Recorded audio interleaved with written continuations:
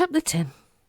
Small Dave peeled open a packet of frozen filet mignon amoureuse and oozed it into the cankerous baking tray which had served his family for several generations.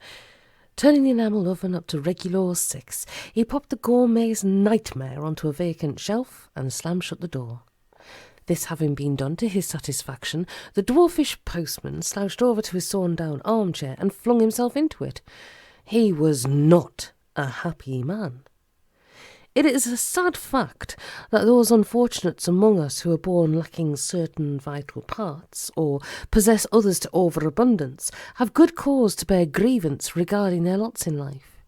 Those blessed with the lucky humpty back, those who perpetually bump their heads upon the undersides of road bridges, or are capable of walking beneath bar stools without stooping, tend to feel that the gods have dealt with them rather shabbily. Small Dave was one of this unhappy crew, and he played the thing up for all it was worth. He took kindness for pity, the friendly word for the cutting jibe, and spent his days making life miserable for a community which would gladly have taken him as one of their own had he given it half a chance. When it came to having the old chip on the shoulder, the little postman was in a class all by himself. The arguments that many a famous man had been well below average height, and that it wasn't a man's height that mattered, it was what he had in his heart, fell upon very deaf ears. Small Dave had resolved that if it stood taller than 4 feet and walked about, he hated it. He was not exactly Mr. Popular in Brentford. In fact, in a parish which tolerated almost every kind of eccentricity, he managed to achieve some notoriety. This pleased his contemporaries, for, after all, they'd wasted a lot of breath trying to convince him that he didn't have to be tall to be famous. Now they felt a lot less conscience-stricken about hating the vindictive, grudge-bearing wee bastard. Small Dave dug his pointed nails into the chair's ragged arms and looked up at the clock. Nearly midnight. Nearly time to get this camel business sorted out good and proper. He had been made to look very foolish this day, but he would have his revenge. Rising from his chair and setting flame to his acorn pipe, he paced the threadbare carpet, emitting plumes of sulphurous herbal smoke. At intervals he raised his fist towards heaven, and at others he took to bouts of violent hand-flapping. At length the china Alsatian mantel clock struck the witching hour, and Small Dave ceased his manic pacing. Striking one diminutive fist into the palm of its opposite number, he lurched from the room as if suddenly dragged forward by the ethereal cord which binds body and soul together. Up the staircase he went at a goodly pace, across the lino-covered landing, and to the doorway of what estate agents laughingly refer to as the master bedroom. Here he halted, breathing heavily, further hasty progress rendered impossible by the nature of the room's contents. It was literally filled with books. How the floor of the room was capable of supporting such a load was a matter for debate, but that the room contained what surely would have been sufficient to overstock an average public library was beyond doubt. The books cramming the open doorway formed a seemingly impenetrable barrier. Small Dave looked furtively around, then withdrew a long key which he wore in a leather thong about his neck. Stooping, he found the hidden keyhole and swung open a tiny concealed door formed from dummy bookbacks. With a curious vole-like snuffling, he dropped to all fours and scampered into the opening. The door of bookback swung silently shut behind him, leaving no trace of its presence. Inside the room of books, Small Dave penetrated a tortuous labyrinth of tiny tunnels which were of his own creating. Deeper and deeper into the books he went, to the room's very core, where he finally emerged into a central chamber.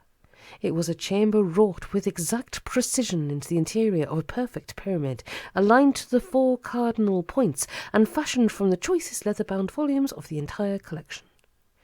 Within this extraordinary bower, illuminated by the room's original naked fly-specked bulb, were ranged an array of anomalous objects.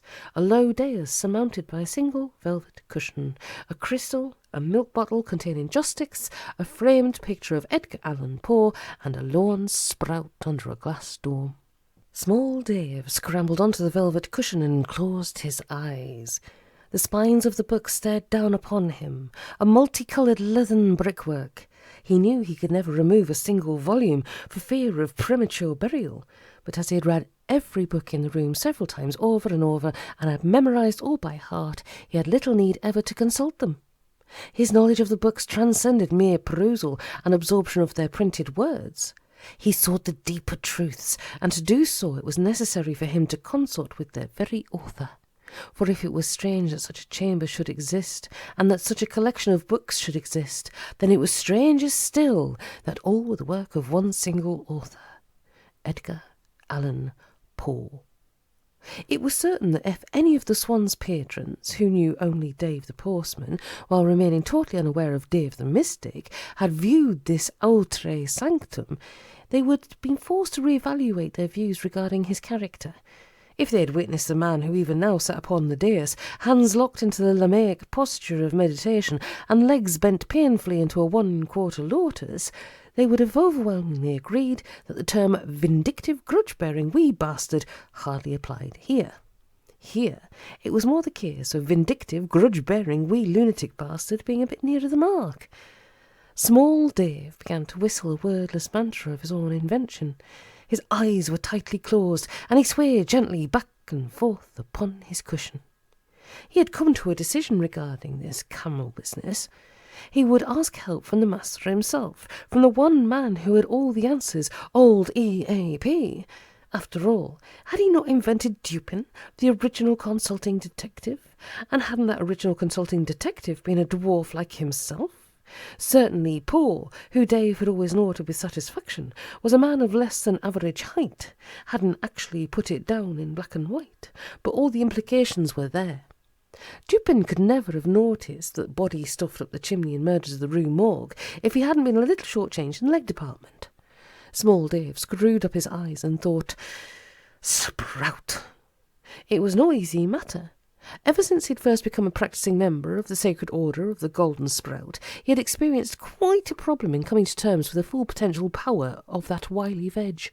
His guru, one Reg Fulcinelli, a greengrocer from Chiswick, had spent a great deal of valuable time instructing Dave in the way of the sprout, but the wee lad simply did not seem to be grasping it. Know the sprout, and know thyself, Reg had told him, selecting a prime specimen from his window display and holding it up to the light. The sprout is all things to all men, and a law unto itself. Blessings be upon it.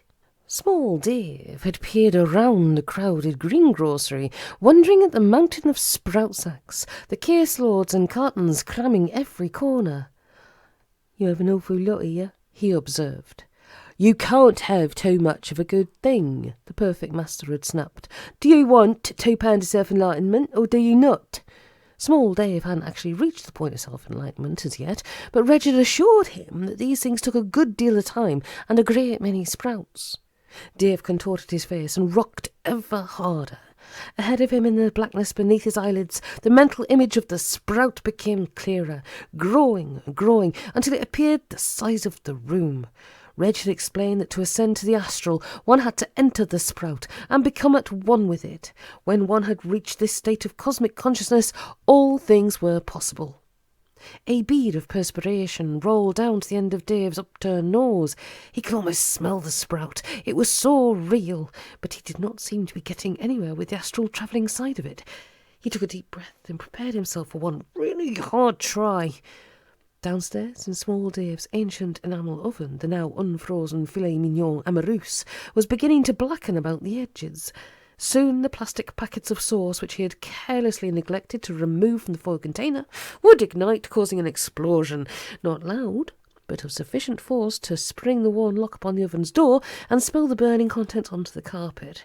The flames would take hold upon a pile of psychic news and spread to the length of net curtain which Small Dave had been meaning to put up properly for some weeks.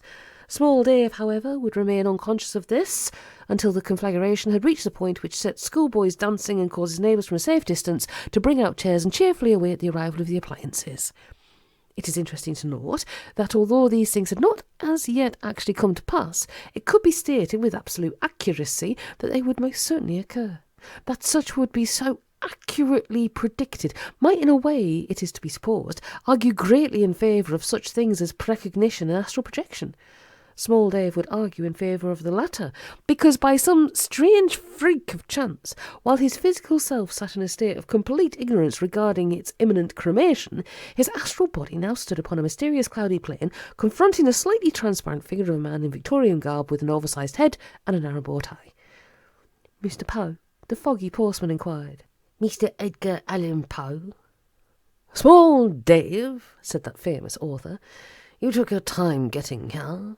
He indicated something the ethereal dwarf clutched in his right hand. "Why the sprout?" he asked.